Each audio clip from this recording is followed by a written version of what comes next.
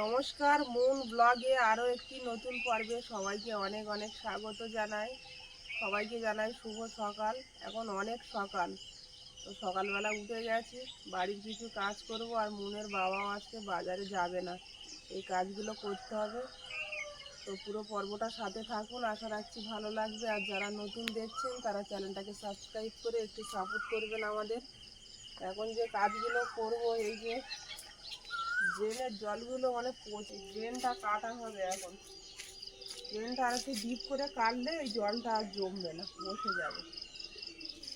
এই কাজটা এখন করবো। আরও টুকিটাকি কাজ আছে, বাড়িতে থাকা মানেই কাজ, ঘরের কাজ। তো আসো দেখি। এই পেঁপে গাছের গোড়ায় জল দিয়েছো তুমি? হ্যাঁ, জল দিয়েছি। ওখানে অনেক গাছ বেরিয়েছে, উচ্ছে গাছ বেরিয়েছে, তারপর উচ্ছে চারা বেরিয়েছে। কালকে জল দিয়েছি, রাস্তাটা পুরো দিয়েছি, কিন্তু ইট বেরোবে প্রচুর এখানে, অনেক। একবারে বালতিটা নিয়ে এসো না, টুকু মাটিগুলো একবারে বালতিতে তুলি না, এখানে রাস্তায় তুলবো। এখন বালতিতে তুললে কোথায় নিয়ে যাব? ওইখানে গাড্ডাটা কেটেছি, ওই গাড্ডার ভিতরে ফেলতে হবে। তাহলে দাঁড়াও, বালতি আনি। অনেক ইট আছে এখানে। কোদালটা একটা লোহার ঢুকিয়ে ভালো করে জাম করেছি, ঢিলার হচ্ছিল। প্রচুর ইট টুকরো। ইটগুলো সব ভেঙে দিতে হবে। না না, ভালো আছে, ভালো ইট তো। ভালো আর কোথায়, সব আদলা গাঁথনির কাজে লাগবে না? প্রচুর তো আদলা রয়েছে, ওখানে ভেঙে কাজে লাগাতে হবে।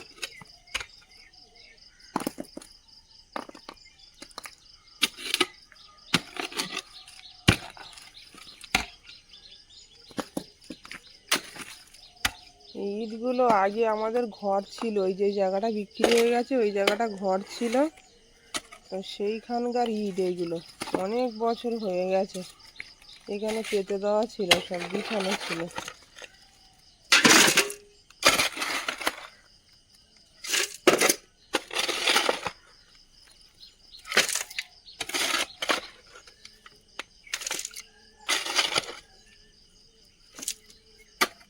ওইগুলো দিও না। এইগুলো ঘরের ভিতরে নিয়ে গিয়ে ঢালতে হবে।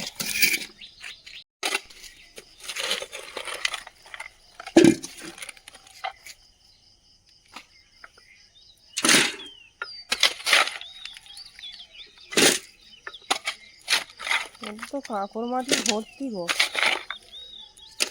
ওই শুদ্ধ দিয়ে দেবো।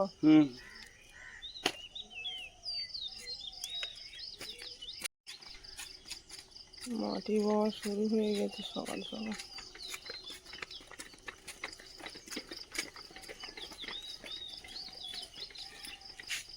এই মাটি আমাদের কিছুটা নিতে হবে টবে চারা লাগানোর জন্য। গাছ লাগানোর জন্য মাটি কিছুটা নিতে হবে, ভালো মাটি।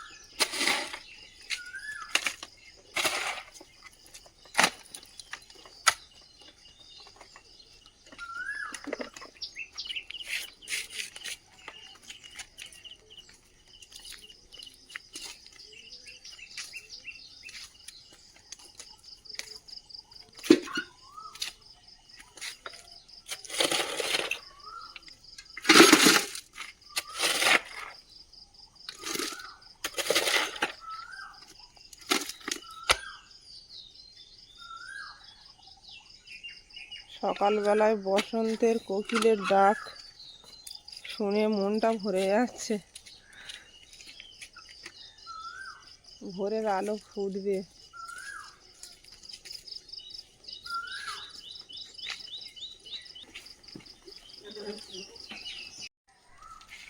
এখান থেকে অনেক মাটি বয়ে বয়ে নিয়ে জানো হলো ভিতরে। ড্রেনটা কাটতে সময় লাগলো অনেকটা। এখন এই রাবিশগুলো ভিতরে এনে আবার টুকরো করতে হবে। মাটিগুলো সব এখানে ফেলা হলো। ও কেটে দিল আর আমি বয়ে বয়ে নিয়ে এলাম সব। এখানে আরো অনেক মাটি লাগবে, জায়গাটা অনেকটা নিচু।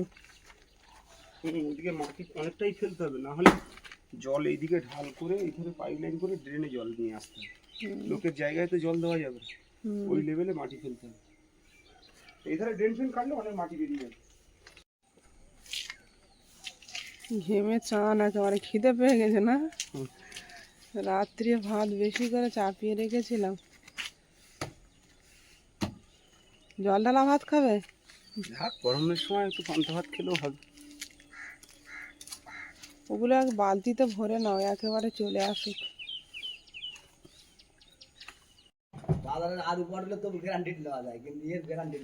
বাড়ির কিছুটা কাজ করা হলে এবার যত আবর্জনা আছে প্লাস্টিক সব দিয়ে দেওয়া হচ্ছে ফেরিওয়ালার কাছে,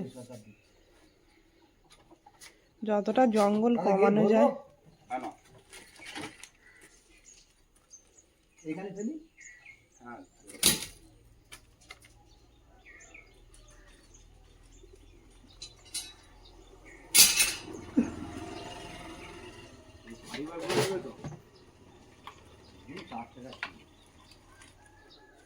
৳4 কিলো? আগে চলতো না, যে কালো মতন সেটা চলে না।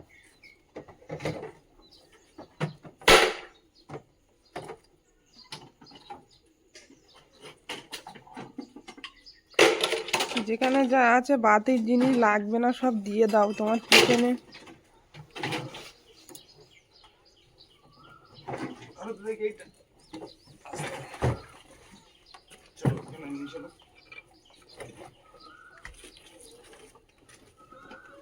তুমি একটু দেখো দাদা ওটা পারবে না। হ্যাঁ হ্যাঁ, এই আম সব পড়ে যাচ্ছে গো নিচে। ইস, অনেক আম পড়েছে।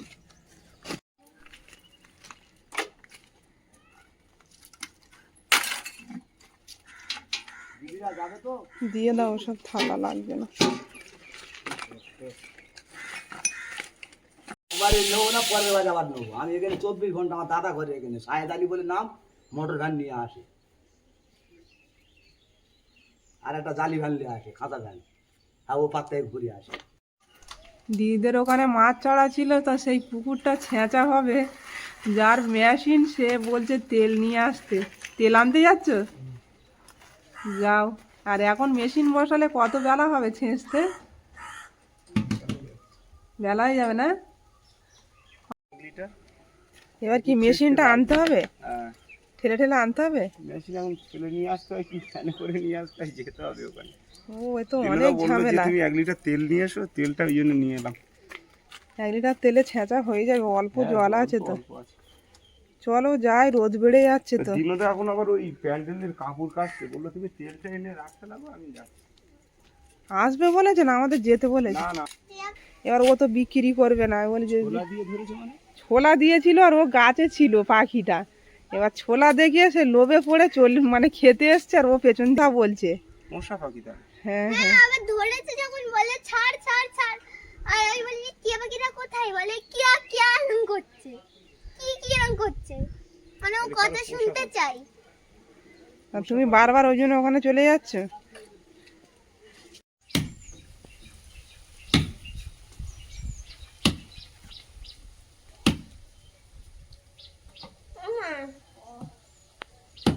দেখো কে দিয়েছে আম? বাবা কিনে আনলাম না। তো আজকে রৌদ্র হচ্ছে প্রচন্ড, আজকে একটু আম সেদ্ধ করবে, তো আমের জুস বানাবে। আম পোড়া? আম পোড়া। খাওয়া হয়ে যাবে, গরম পড়েছে না। আম মাখা খাবো। এগুলো সব বাইরে ছিল, আনা হলো, ভেঙে ঢালাই কাজে লেগে যাবে। আজকের বাড়িতে আছি, এই কাজগুলো সকালটা বাড়িতে থাকলে কাজ করা যাবে। পুকুরে মেশিন দিতে যাবে বললো না আজকে? হ্যাঁ, উনি ওই হচ্ছে প্যান্ডেলের কাপড়গুলো ধোয়াধুয়ি করছে, বললো আমি সময় হলে যাব। হ্যাঁ, তুমি তেলটা এনে রাখো, তো আমি ওই তেল তো এনে রাখলাম। ওই পুকুর ছাঁটার কাজটা আজকে করে দিতে হবে, কারণ বাজারে বেরিয়ে গেলে আর হবে না। আর মাছগুলো মরে যাচ্ছে, যে কটা মাছ আছে জল কমে এসছে না। চৈত্র বৈশাখ মাসে তো রোদ্দুর তো চাঙ্গা রোদ্দুর। বাইরে এই সময় খুব কষ্ট। কিন্তু আজকে হাওয়া রয়েছে ভালো।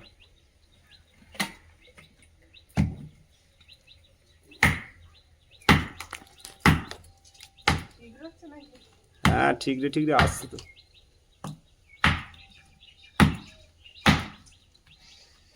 এই ঢালাইগুলো অনেক শক্ত জানো, এপারে দেওয়া ছিল না সেই ঢালাই। অনেকটা মাটি দিতে হবে, যেটা অনেকটা নিচু জায়গা। তবে আস্তে আস্তে আর রাত্রেবেলার দিকে ইটগুলো ঘষার চেষ্টা করবো, রাত্রেবেলা ওয়েদার নরম থাকবে, লাইট ছিল। হ্যাঁ ইটগুলো ঘষে আর ওই চেয়ার আছে ওই সোজাসুজি গাছি মেরে রাখতে হবে, তাহলে গাঁথনি করতে সুবিধা হবে। পাড়া নষ্ট হয়ে যায়।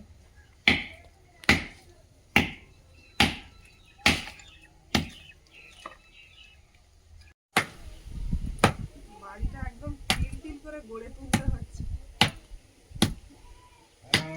আর না তুললেও তো সৌন্দর্য আসবে না বাড়ির। এত মানে ঘরের ভিতরে কিন্তু থাকতে পারছি না আর। এই গরম পড়ছে আর বালিটা বেশি পরিমাণে ধরছে, খুব তাড়াতাড়ি রং করতে হবে না তো হবে না। মন সকাল থেকে শুধু বায়না করছে টিয়া পাখি এনে দাও, টিয়া পাখি এনে দাও। না, এটা মাঝখানের ধরে হচ্ছে, মানুষ গুরুত্ব দিচ্ছে। পাশে বাড়ি একজন টিয়া পাখি ধরেছে, মনে হচ্ছে কারোর পোষা টিয়া পাখি। এমনি বায়না করছিল আর ওইটা দেখে আরো বেশি করছে। সে টিয়া পাখি তো কথা বলছে। সেটা অনেকবার ওকে বলছে তুই বিক্রি করবি, সে বলছে না আমি বিক্রি করবো না।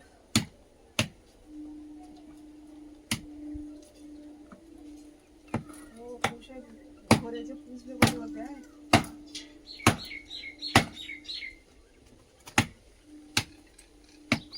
বাইরে সেরকমই রোদ্দুর।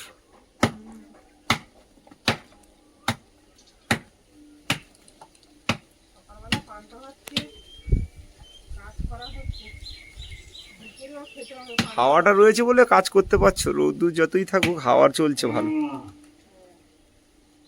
খাওয়া না থাকলে বসা যেত না।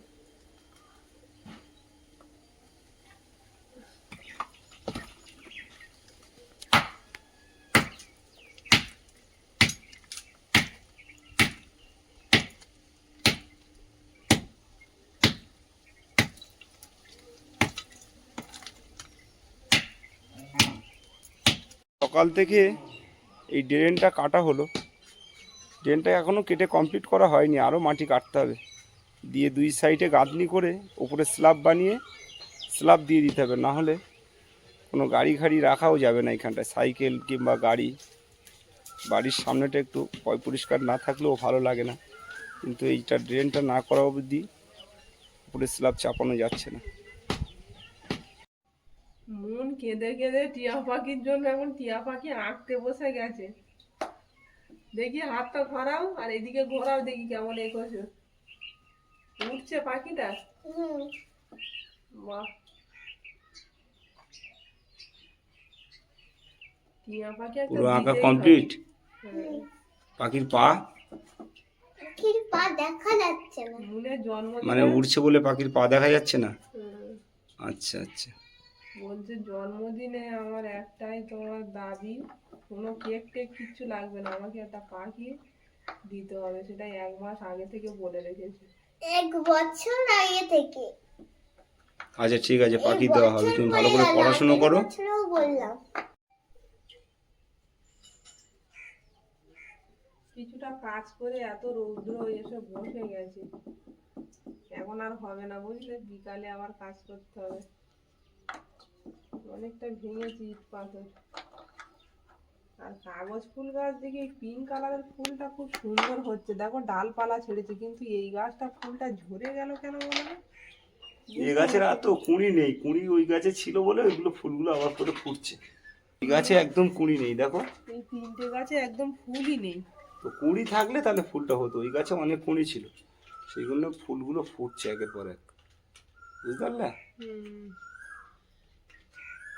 আর এইখানে 2-4টি পাখি থাকবে, সবগুলো তো হয়ে গেছে। রৌদ্র রৌদ্র প্রচন্ড।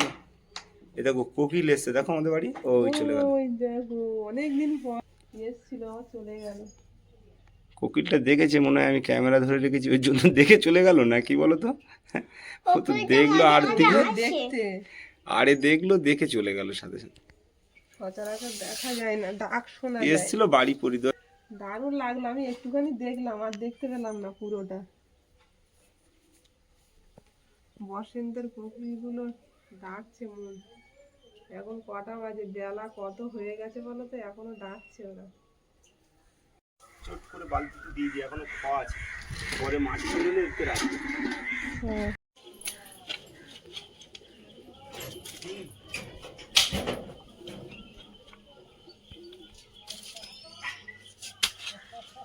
গাছ বসানোর জন্য মাটি বের করা হচ্ছে তলা থেকে।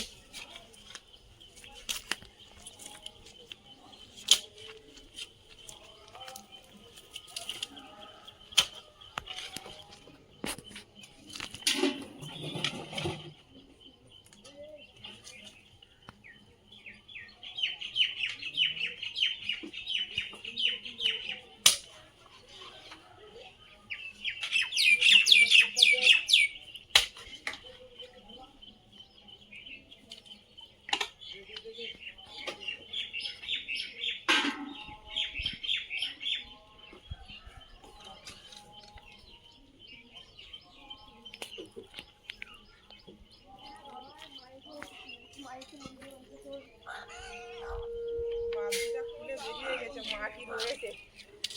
এই যে মাটি না, অল্প অল্প করে দিতে হবে।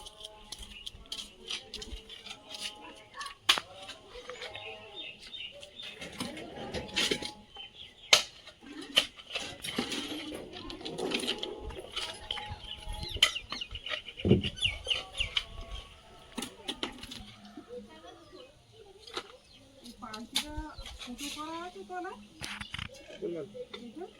না, মাটিগুলো ফেলো, খুলে দেবো? আরো মাটি বেরোবে তো।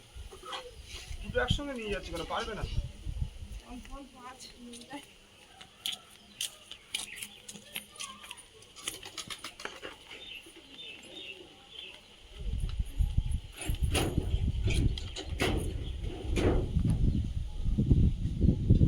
হাঁপিয়ে গেছো? বাইরে রোদটা কম, সেই লেভেলে রোদ চলছে।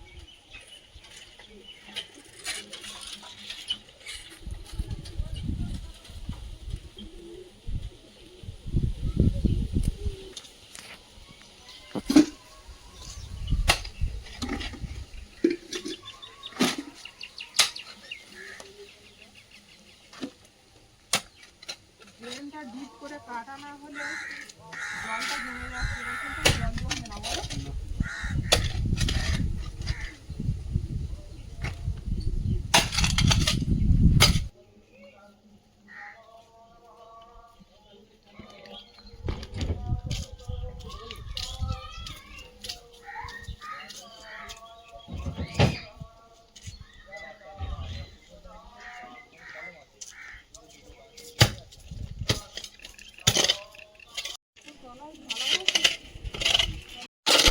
এত তলায় থেকে ঢালাই বেরোচ্ছে দেখছি।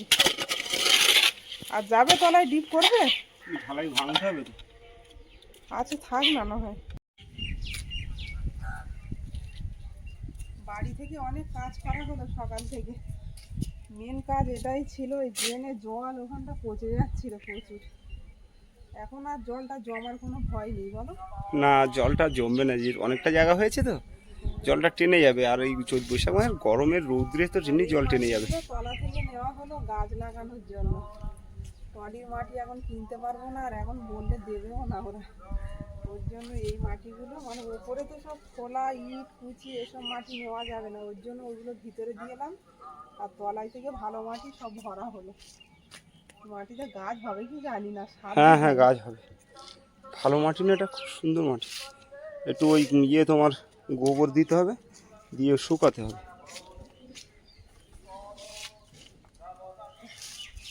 তো প্রচুর ভারী মাটি। সাবধানে নিয়ে যাও, পায়ে না পড়ে।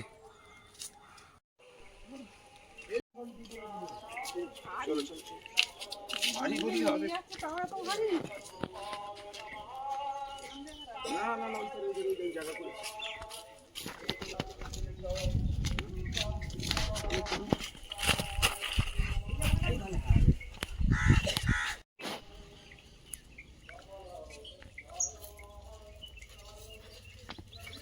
দুজনে মিলে আনছি তাও কি ভারী দেখো ভিজে মাটি রাখো এখানে রোদ খারাপ থাক ভিজে মাটি একদম। বললাম তো লক্ষ্মীনারায়ণ পূজা আছে। চলো চলো চলো। প্রচুর মাটি ফেলা হলো সকাল থেকে, আর মাটিগুলো ভিজে তো ওই জন্য একটু কষ্ট বেশি।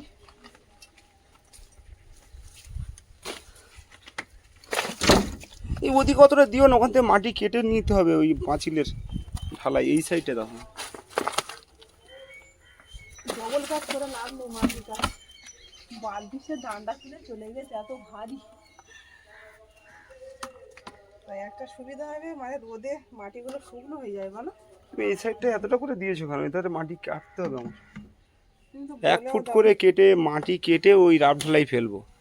তোমাকে আমি বলছি না যে 1 ফুট করে ওদের পাঁচিল আছে, পাঁচিল ছেড়ে 1 ফুট করে কেটে নেবো, পুরো ফুট নিচেই 1 ফুট আর ওইদিকে আরও 1 ফুট কেটে আর ওর ভিতরে পুরো ঢালাইটা দিয়ে দেবো মাটির মধ্যে, কোনো কাঠফাট কিছু লাগবে না, বুঝতে পেরেছো?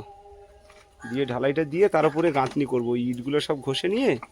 আর যদি কিছু আনতে হয় নিয়ে আসবো কয়েকটা বলতে আনতে তো হবে 7-8 মতন নিয়ে আসতে হবে ইট। কী হয়েছে, হাতে লেগেছে নাকি? এখন রান্না বান্না করবো, বেলা অনেকটা হয়ে গেছে, পান্তা খেয়ে এতক্ষণ কাজ করছি না। তো পর্বটা এখানেই শেষ করব। পর্বটা যদি ভালো লাগে একটু কমেন্টসে জানাবেন, আর সবাই ভালো থাকবেন, সুস্থ থাকবেন। দেখা হচ্ছে আগামী পর্বে। নমস্কার।